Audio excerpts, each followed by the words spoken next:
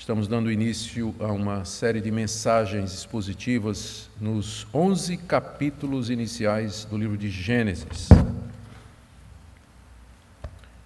Gênesis capítulo 1, versos 1 e 2. Ouçamos a leitura. Gênesis capítulo 1, versos 1 e 2. No princípio, Deus criou os céus e a terra. A terra era sem forma e vazia. Havia trevas sobre a face do abismo, e o Espírito de Deus se movia sobre as águas. Oremos. Senhor, nós estamos diante das palavras iniciais da Tua grande revelação, e quão profundas e desafiadoras elas são. Nós queremos pedir entendimento, nós queremos pedir discernimento espiritual, à medida que nós tentamos entender todos os mistérios que aqui estão revelados e ficar em paz com relação àqueles que não estão. Nós pedimos, ó Pai, que Tu nos guardes e abençoes na série de mensagens que queremos fazer nesse livro, de maneira que traga entendimento, que traga fortalecimento à nossa fé, compreensão da nossa fé. É o que nós te pedimos em nome de Jesus. Amém. Queridos, conforme dito, nós iniciamos hoje, pela manhã, uma série de mensagens no livro de Gênesis. Não no livro todo, mas nós vamos do capítulo 1 até o capítulo 11. Pode ser que, se chegarmos no final do capítulo 11 e a gente perceber que foi bem, porque isso aqui é um desafio para mim. Eu nunca preguei expositivamente em Gênesis. Então, se até o capítulo 11 a gente vê que está indo bem, dando certo, a gente arrisca até os 50, não é? O livro de Gênesis está dividido em duas grandes partes. Primeiro, a história de como tudo começou, capítulo 1 até o capítulo 11, e depois a história de Abraão e os seus descendentes, que é do capítulo 12 até o capítulo 50. Então, vamos começar modestamente. O alvo é modesto, é apenas o capítulo 1 até o capítulo 11. Se Deus nos der graça, quem sabe a gente vai até o final do livro todo. Esses capítulos iniciais de Gênesis, capítulos de 1 a 11, também chamados de a história primeva, a história primordial, primeira história, trata de temas extremamente cruciais para a fé cristã. E alguns desses temas estão em bastante evidência hoje, na relação do cristianismo com a sociedade, com a cultura, a questão dos valores. Por exemplo, aqui nós lemos como tudo começou. Lemos por que existe algo em vez de nada. Por que tem uma realidade em vez de nada? Nós lemos aqui nesses capítulos iniciais. Aqui nós lemos a origem da vida, a origem do ser humano. Aqui nós temos a origem do casamento e da natureza do casamento, a base pela qual nós lutamos pelo casamento, o casamento monogâmico, heterossexual. Aqui nós também aprendemos por que existe tanto mal no mundo, por que existe tanta injustiça, por que as pessoas se matam, se odeiam, apesar de Deus ter feito tudo muito bom. E tudo isso nos aponta e nos traz a resposta para a pergunta: por que nós precisamos do Evangelho e por que nós precisamos de um Redentor? Todas essas questões estão aqui nos capítulos iniciais do livro de Gênesis, a ponto de alguém já ter dito que se você tirar esses capítulos iniciais, o resto da mensagem da Bíblia não faz o menor sentido. Você não vai entender o que é que vem depois, né? O porquê do que é que se sucede. Nessa série, então, nós vamos tratar dessas questões, mercê de Deus. Vamos começar vendo algumas coisas introdutórias a respeito do livro de Gênesis. Aqui é muito importante que nós, ao estudarmos a Bíblia, ou qualquer parte da Bíblia, nós procuremos lembrar quando essa parte foi escrita, por quem, para quem, com que propósito, o que é que trata. Não é que isso é essencial para nós termos acesso ao significado do texto, significado salvador. Porque de alguns livros a gente não sabe nem quem é o autor, nem quando foram escritos. Entretanto, qualquer pessoa, lendo a Bíblia com o uso ordinário, o uso normal das suas facilidades, pode chegar ao conhecimento salvador de Jesus Cristo, lendo a Bíblia normalmente. Mas você tendo o conhecimento mais aprofundado dessas circunstâncias, isso lhe dá uma clareza maior em você entender a mensagem da Bíblia. Por isso que nós queremos fazer algumas questões, ou trazer algumas questões introdutórias aqui. Primeiro, Gênesis é o primeiro livro da Bíblia, seu nome significa princípio, palavra grega, hebraica, bereshit, que é logo a primeira palavra. Então, é isso que dá o nome ao livro de Gênesis, ele é o livro do princípio. E ele sempre é tratado e referido na Bíblia juntamente com os 4 outros livros que vêm depois, Êxodo, Levítico, Número e Deuteronômio. Esses 5 livros formam o Pentateuco, ou a Torá, ou a Lei. E eles todos são atribuídos a Moisés. E essa é a nossa posição.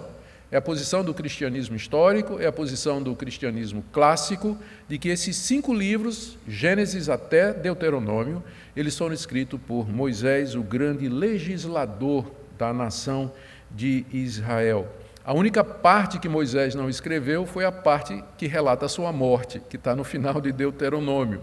Então, provavelmente, o seu sucessor, Josué, foi quem escreveu o capítulo final, onde se narra a morte de Moisés e como Deus o sepultou. Por que nós dizemos que é Moisés e qual a importância disso? Bem, o próprio livro, os próprios 5 livros, o Pentateuco, em várias partes eles dizem, e Deus disse a Moisés, escreve, escreve, escreve.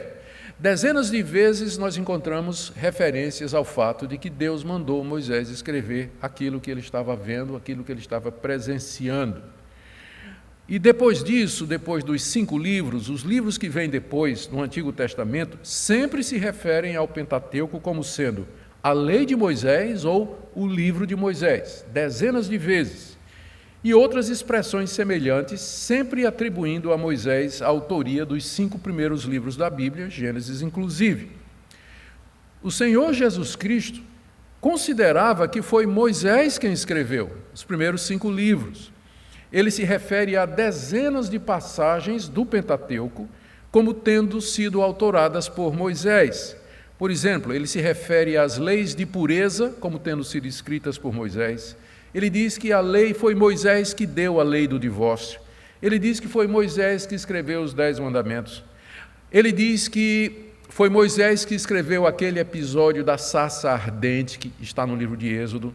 Ele disse que Moisés escreveu sobre ele, Moisés escreveu sobre mim, está se referindo ao Pentateuco. Então não há dúvida de que o Senhor Jesus cria que foi Moisés quem escreveu o livro de Gênesis e os 4 livros que vêm depois. Na mesma toada foram os discípulos de Jesus, os primeiros cristãos, não somente judeus como gentios, mas eles também consideravam que Moisés é o autor dos 5 livros, da Torá, do Pentateuco.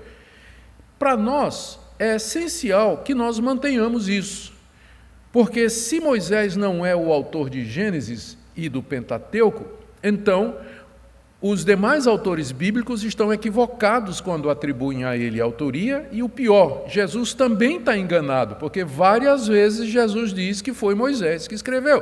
Se não foi Moisés que escreveu, Jesus se equivocou nesse ponto. E se ele se equivocou nesse ponto, quem garante que ele não se equivocou nos outros? E aí a credibilidade de toda a Escritura está em jogo. Por isso que a autoria de Moisés é importante para nós.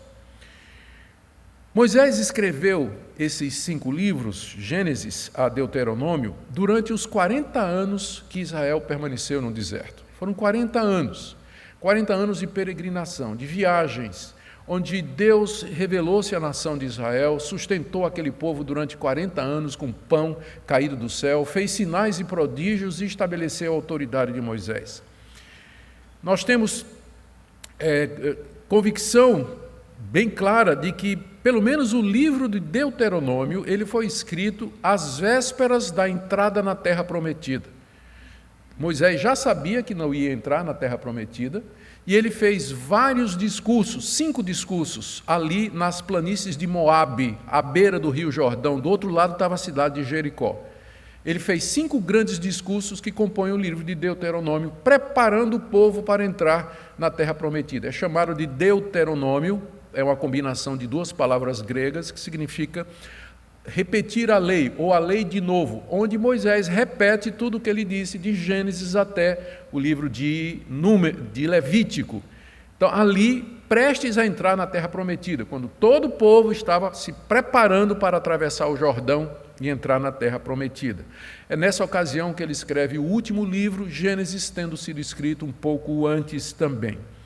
Com que propósito, então, Moisés teria tido o trabalho de escrever esses 5 livros no deserto, preparando ou às vésperas do povo entrar na terra prometida? Nós podemos pensar em várias razões, sem entrar na questão divina, de que o plano de Deus era que tudo isso ficasse registrado para toda a história, para nós hoje que estamos aqui. Mas sem entrar nessa perspectiva divina, quais seriam, humanamente falando, as razões pelas quais Moisés teria escrito esse livro? Primeiro, ele queria reorientar a visão de mundo dos israelitas. Os filhos de Abraão tinham passado 400 anos no Egito, e lá eles tinham adorado outros deuses. Eles tinham aprendido a ver o mundo como os egípcios viam. Eles tinham adorado a natureza, eles tinham perdido o conceito de Deus. Quando Moisés foi lá dizer para eles, o Deus dos seus pais me mandou aqui, quem é esse Deus? Os israelitas foram, durante 400 anos, reorientados a pensar de uma maneira diferente daquela de Abraão, Isaque e Jacó. Então, era preciso que eles tivessem por escrito, um relato por escrito, da origem da fé deles, como tudo começou, quem é Deus, a aliança de Deus com os seus pais, as promessas que Deus tinha feito para eles, a lei de Deus. Era preciso dar tudo isso. Reorientar a visão daquele povo. Segundo, Moisés quer explicar a origem de certas leis que com certeza pareceriam muito estranhas para aquele povo que tinha passado tanto tempo no Egito. Por exemplo, por que guardar o sábado? Nós vamos ler, porque Deus criou o mundo em 6 dias e descansou no 7º. Ou por que ser fiel no casamento? Porque Deus só criou um homem e só criou uma mulher. Não criou 2 homens e uma mulher, nem uma mulher e 2 homens. Ele criou o primeiro casal. Então, essa é a razão pela qual não adulterarás. Por que tem pena de morte? Porque Deus fez o homem à sua imagem e semelhança. E Deus zela pela vida. Deus é pró-vida. Deus é pró-vida. Por que é proibido adorar a Deus através de imagens? Nós, durante 400 anos, adoramos lá no Egito através de imagens. Por que agora essa proibição? Porque Deus é espírito, Ele não é a natureza, Ele já existia antes de tudo que há, Ele é que criou todas as coisas. Você não pode adorar a natureza em vez de adorar o Criador. Então, a origem de todas as leis está no livro de Gênesis. Por que é que Deus deu essas leis? Qual o sentido delas? Qual o propósito delas? E também havia uma outra questão que era importante. Qual é a base moral para a gente invadir essa terra, matar esse povo e tomar conta dessa terra? Nós vamos saquear esse povo. São 7 nações que estão em Canaã. E Deus está mandando que a gente vá lá, destrua essas nações e se aposse da terra deles, da riqueza deles, das vinhas. Por que isso? Resposta: porque Deus criou a terra. Ele criou tudo o que existe, portanto, Ele dá a quem Ele quer. Ele pode fazer da terra o que Ele quiser. Por isso Ele está dando a vocês essa terra. É dele para Ele dar a quem quiser. A escritura do universo está na mão de Deus. Ele dá a quem Ele quer. E além do mais, como Ele é o Criador do homem, e porque o homem caiu, Deus se reserva o direito de julgar as nações, de castigar as nações, e vocês vão entrar como instrumento do juízo de Deus contra esses povos que se desviaram dele. Era preciso explicar aos israelitas qual é a base moral pela qual eles iam entrar ali naquela terra e destruir todas aquelas nações e tomar posse da terra deles. Era preciso mostrar também a superioridade de Deus aos deuses do Egito e aos deuses dos cananeus, os povos que habitavam naquela terra. Lá no Egito, os israelitas tinham adorado o Deus Sol, mas agora eles vão aprender que Deus criou o sol. Deus criou o sol. Deus é superior a todos os deuses do Egito e superior aos deuses que eles vão encontrar ali em Canaã, que são adorados por aqueles povos. Porque nós, eles poderiam perguntar, porque diante de tantas nações, o poderoso Egito, a grande Mesopotâmia, por que somente a nós Deus escolheu? E a resposta está no livro de Gênesis. Porque ele amou Abraão, ele chamou Abraão, escolheu Abraão de entre todos e disse: eu faço uma aliança contigo e com a tua descendência. Entende por que Gênesis é importante? Ele dá a base de tudo mais, ele explica tudo. E o povo precisava saber isso antes de entrar na terra prometida. Precisava saber que Deus tinha feito uma aliança com Abraão e com seus descendentes, que Deus tinha prometido dar aquela terra. Há 400 anos atrás, Deus tinha prometido que aquela terra seria deles. Deus fez uma aliança que tinha condições que precisavam ser obedecidas e tinha também promessas, e a mais importante era de que deles viria aquele que seria o Salvador do mundo. Em tua descendência serão benditas todas as nações da terra. Por isso que Moisés escreveu Gênesis. Por isso que ele escreveu antes de entrarem na terra prometida. Por isso que Gênesis está na Bíblia. Por isso que o nome é Como Tudo Começou. O início de tudo. Por isso que sem Gênesis o resto da Bíblia não faz sentido. Não faz sentido. A gente pergunta, né, como é que Moisés soube de tudo isso? Quais foram as fontes que Moisés usou para escrever? Ele certamente não estava lá no início, né? Então como é que ele sabe que foram 7 dias? Como é que ele sabe a sequência? Ele não estava lá no jardim quando o homem caiu. Quais são as fontes de informação para Moisés ter escrito esse livro? Com certeza, em primeiro lugar, revelações diretas de Deus. O tempo todo, no Pentateuco, Moisés aparece como sendo aquele com quem Deus falava, como quem fala com seu amigo. Deus aparecia a Moisés e eles conversavam cara a cara, cara a cara. Então, quanta coisa Moisés não recebeu diretamente de Deus. Além disso, haviam as tradições orais que remontavam lá ao próprio Éden. Adão passou para os seus filhos, o que é que aconteceu? Que passaram para os seus filhos de geração em geração. Deus preservando até que chegasse em Moisés a tradição oral daquilo que tinha acontecido lá no início, o testemunho ocular de quem esteve lá, Adão e Eva, até chegar a Moisés. Já tinha algumas fontes escritas, inclusive, que circulavam com algumas dessas histórias. Nós lemos no Pentateuco menção ao livro dos justos. Livro dos justos. Que livro é esse? A gente não tem ideia, mas é uma fonte escrita que talvez foi usada por Moisés para compor o Pentateuco e que remonta lá ao começo.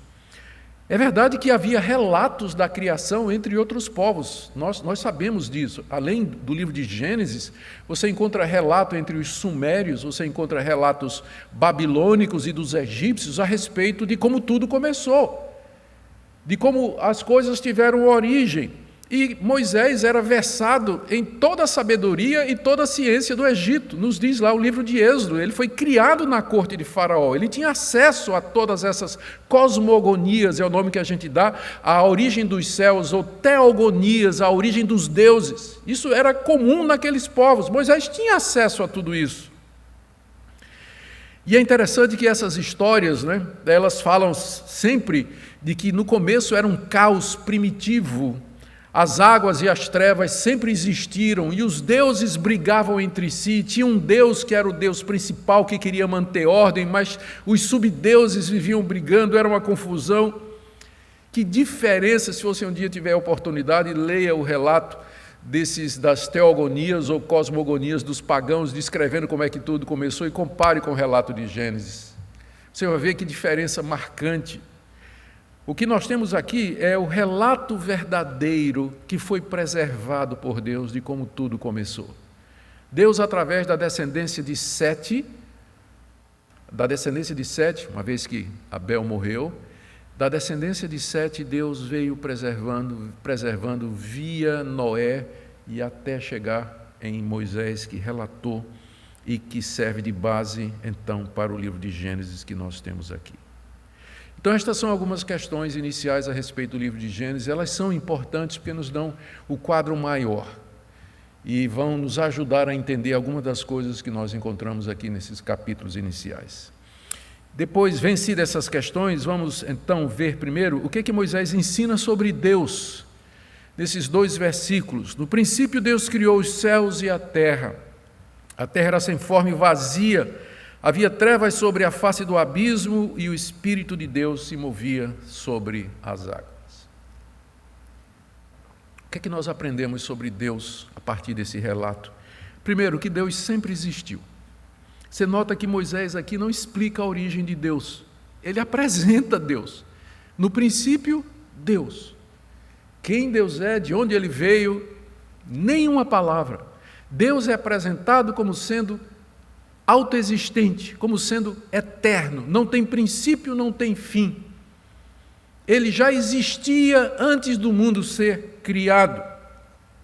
Em contraste com os deuses do Antigo Oriente, nessas teogonias que eu falei, que de alguma forma foram gerados do caos da matéria, que viviam em conflito entre si, o Deus de Israel é simplesmente apresentado como aquele Deus autoexistente, para quem não se precisa dar explicação.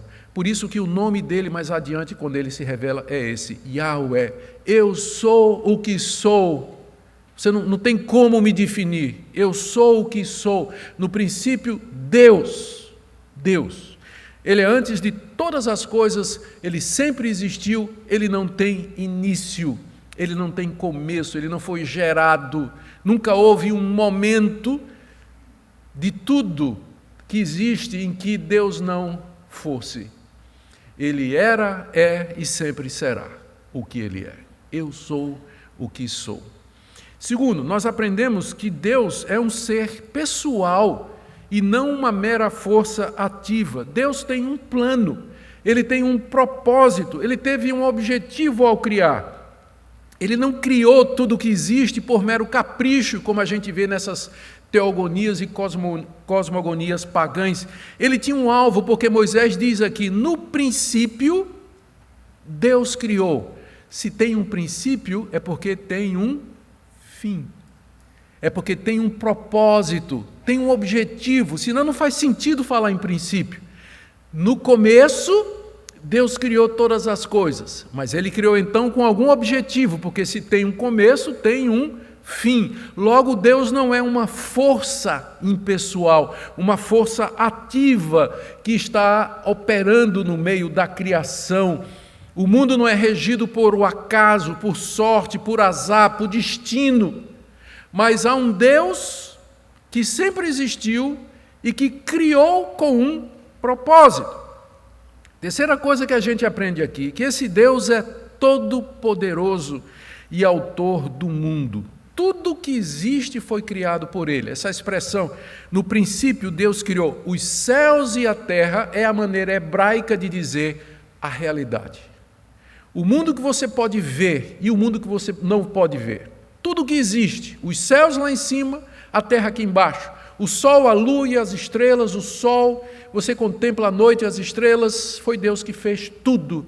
E olhando a natureza, os animais, a vida, o ser humano, os detalhes geográficos, não existe nada da realidade que não tenha sido criado por Deus. Aliás, essa palavra criar, no princípio Deus criou, é o verbo hebraico bará, toda vez que ele aparece no Antigo Testamento, o sujeito é Deus. Nunca tem, e o homem criou, bará, nunca. Sempre é Deus quem cria, esse tipo de ação é atribuída a Deus somente. Portanto, nós dizemos que ele criou pela sua palavra, ele criou pelo seu poder, e ele criou tudo ex nihilo, é uma expressão latina que é usada para dizer do nada. Ele criou do nada, não havia nada antes, ele trouxe à existência tudo o que existe pela sua palavra, que é diferente do relato da criação que os egípcios tinham ensinado aos israelitas, eles aprenderam durante 400 anos, que acreditava na eternidade da matéria, que a matéria existia, a água era eterna, que os deuses saíram de lá, nada, Deus criou ex nihilo, do nada, só pela sua palavra ele criou. Portanto, tudo pertence a Deus. E ele pode dar a quem ele quer. Ele salva quem ele quer, ele entrega a terra a quem ele quer, ele faz o que ele quer com a sua criação, porque ele é o Deus todo-poderoso. Aliás, o nome para Deus aqui, Elohim, é o nome que também é usado em toda a Bíblia hebraica, às vezes para Deus e às vezes para os deuses, inclusive na forma plural, não está falando da Trindade ainda. mas significa aquele que é forte, aquele que é poderoso. Esse é um dos nomes de Deus. O nome pelo qual ele vai se dar a conhecer a Israel é Yahweh, que é o Deus da aliança. Eu sou o que sou. Mas aqui ele é chamado de o poderoso, exatamente porque do nada ele criou todas as coisas. Pela sua palavra ele trouxe à existência tudo o que há. Quarta coisa que nós aprendemos aqui, que Deus é distinto da sua criação. Isso aqui é muito importante, gente. No princípio, Deus criou os céus e a terra. Deus já existia antes da sua criação, sem ela, na eternidade. A criação, ou tudo que existe, foi criado fora de Deus, por assim dizer, numa realidade, numa existência distinta dele. Quando nós dizemos, veja como isso é importante, quando a gente diz assim, Deus está nos céus, é uma maneira figurada de dizer, porque antes que os céus existissem, Deus já existia. Então Deus não está preso no céu, Ele não mora no céu, porque Ele é quem trouxe à existência os céus, a terra. Ele é distinto da sua criação. Os deuses egípcios e os deuses cananeus, eles não faziam essa distinção. Para eles, deuses e natureza eram uma coisa só. Os deuses eram forças presentes em todo lugar, com os seres vivos. É o que a gente chama de panteísmo ou panenteísmo. Tudo é Deus, ou tudo está em Deus. Era a visão das religiões daquela época, que a natureza era divina, por isso ele adorava o boi, a vaca, o bode, por isso adorava o sol, lua, estrela, porque para eles os deuses estavam misturados com a natureza, mas o nosso Deus é distinto da natureza. Deus não é o mundo e nem o mundo é Deus. Deus não é a alma do mundo, como nas religiões pagãs. Ele é completamente diferenciado. Aliás, foi isso que deu origem à ciência moderna, se vocês nunca se perceberam do fato. Já se perguntaram por que é que a ciência moderna ela nasce na Europa cristianizada, período medieval, quando já existiam civilizações mais antigas e de muito conhecimento, como os gregos, como os egípcios, a China, que são culturas milenares, bem antes da Europa cristã medieval. É porque todas essas culturas eram panteístas. Tentar entender a natureza era mexer com o segredo dos deuses, porque os deuses estavam em todo lugar. O trovão era Deus, o raio era um Deus, né? Thor, o Deus do trovão, vai mexer com o trovão, você vai mexer com Thor. E quem quer mexer com esse Deus, né? Eu usei o Deus mais popular por conta das séries aí, não é? Mas o cristianismo chegou e disse, no princípio criou Deus os céus e a terra. Pode examinar a terra. Foi Deus que criou. Você não vai estar mexendo com Deus. Examina para ver como é que Deus fez. Todos os primeiros grandes cientistas, eles tinham base cristã. Eles nos deram os modernos ramos da ciência exatamente porque o cristianismo desmistificou a natureza e permitiu que o homem começasse a analisar suas leis, criar a ciência e daí a tecnologia para o bem da humanidade. Hoje o cristianismo está sendo afastado da academia, mas não pode negar a sua herança. Os modernos ramos da ciência moderna nasceram exatamente do interesse do homem descobrir como o universo funciona. Isso só foi possível porque o cristianismo desmistificou, desdeificou a natureza e disse, Deus não é a natureza, nem a natureza é Deus. Deus criou toda a realidade. Ele é distinto da sua criação. E é por isso, agora, uma implicação para a época de Moisés, que Deus não aceita ser adorado através da natureza. Por isso que ele diz que não quer imagem. Por isso que você não pode fazer representações de Deus, você não pode adorar um bezerro de ouro como se fosse Deus, você não pode adorar o sol como se fosse Deus, você não pode adorar a lua como se fosse Deus, você não pode adorar o homem como se fosse Deus, porque ele é distinto da sua criação. Importante esse ponto, para você entender o cristianismo. Por que é que nós somos monoteístas e não temos imagens? É exatamente pela noção de Deus, por conta desses versículos aqui no início de tudo. Quinto, nós aprendemos que, embora Deus Ele não é a sua criação e não deve ser confundido com ela, entretanto, Ele está presente nós vamos ver no verso 2 que o Espírito de Deus pairava sobre as águas. Deus presente. Ele não é a sua criação, mas Ele age nela, Ele está ativo nela, por isso que tudo lhe obedece. Ao contrário das cosmogonias cananitas, onde os deuses do caos traziam problema ao Deus principal, Deus aqui é o Deus transcendente que está sobre a sua criação, trazendo ordem. O Espírito de Deus pairava sobre a face das águas. E por último, nós aprendemos a respeito do nosso Deus, que existe uma pluralidade de pessoas em Deus. Verso 1, Deus criou. Verso 2, o Espírito de Deus. A palavra Espírito, ruach, em hebraico, significa vento também. Só que não tem como traduzir vento aqui, no sentido de sopro. A tradução correta é o Espírito de Deus. O Espírito de Deus pairava sobre a face das águas.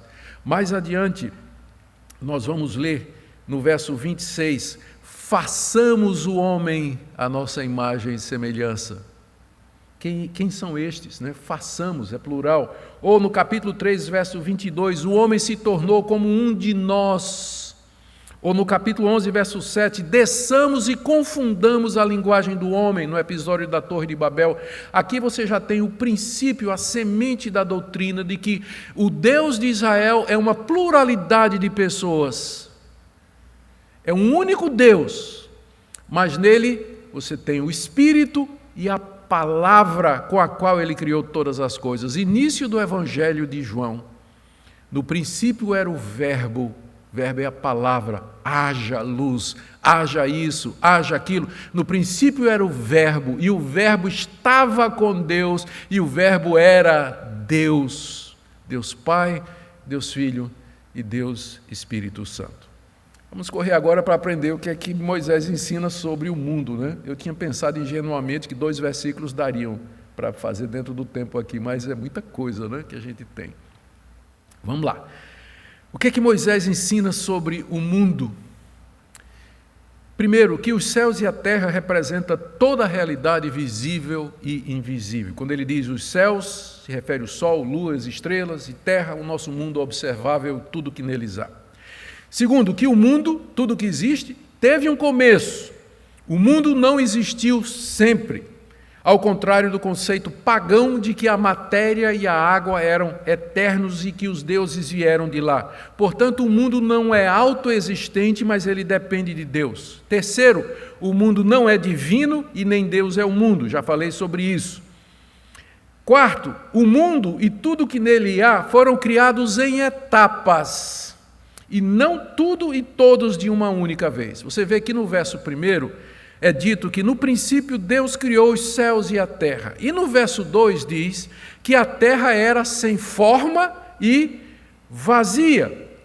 O primeiro ato de Deus foi da massa informe de água e terra, misturados. Água aqui representada por abismo ou fonte subterrânea, como é usado o termo no restante da Bíblia. Ela foi feita, ou tudo foi feito sem forma, não tinha ainda forma. Imagina aquela massa de água, de terra em plena escuridão. É chamado de vazio porque não tinha ainda vida, não tinha seres que nela habitavam.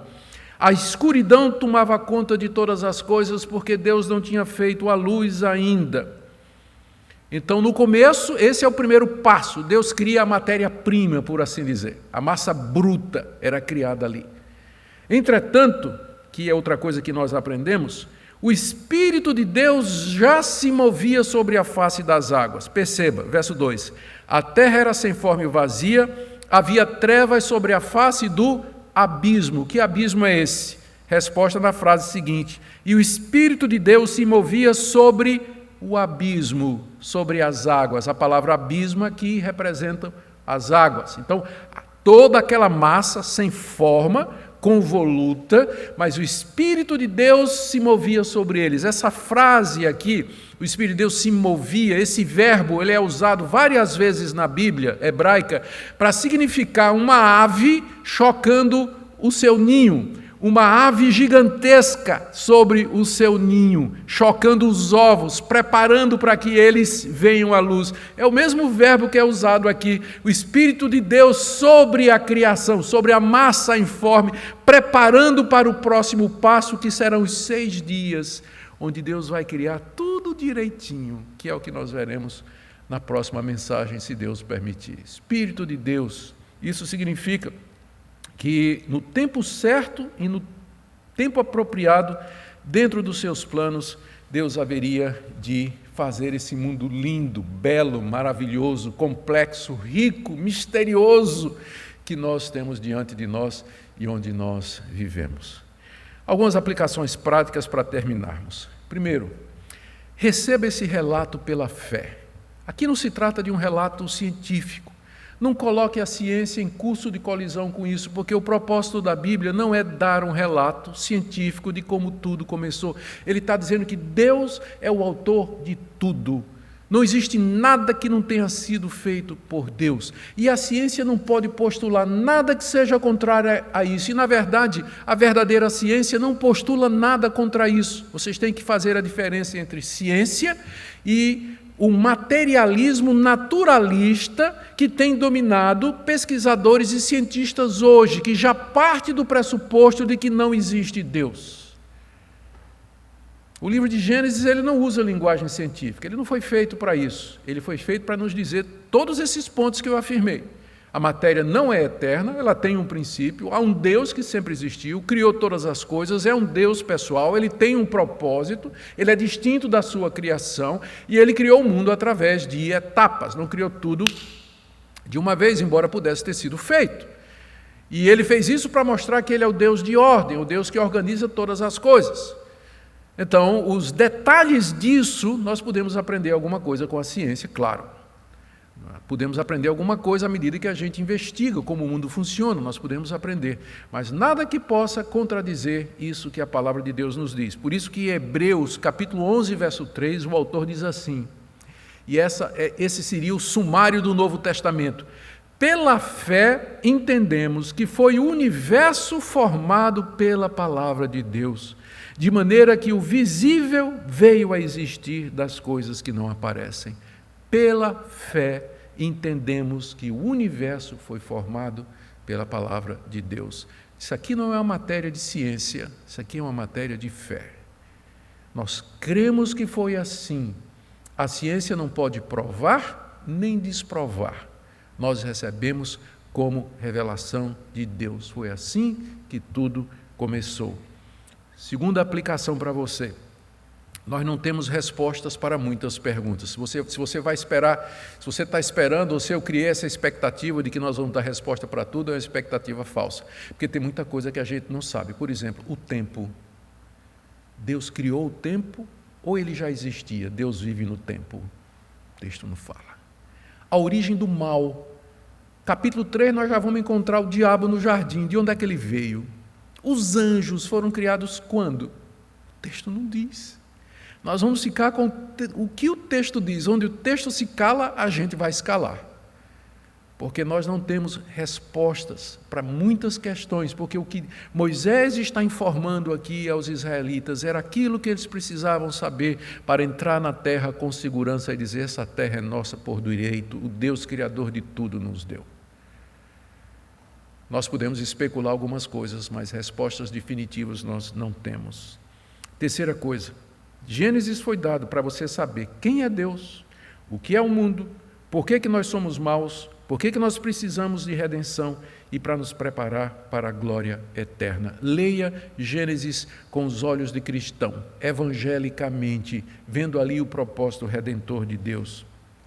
De qualquer forma, esses versos iniciais do livro de Gênesis ensinam que algumas visões de mundo são incompatíveis com a fé cristã e que não dá para conciliar. Por exemplo, que o mundo é dominado por duas forças, o bem e o mal, chamado às vezes de dualismo, às vezes de maniqueísmo, é completamente incompatível. Só existe um Deus.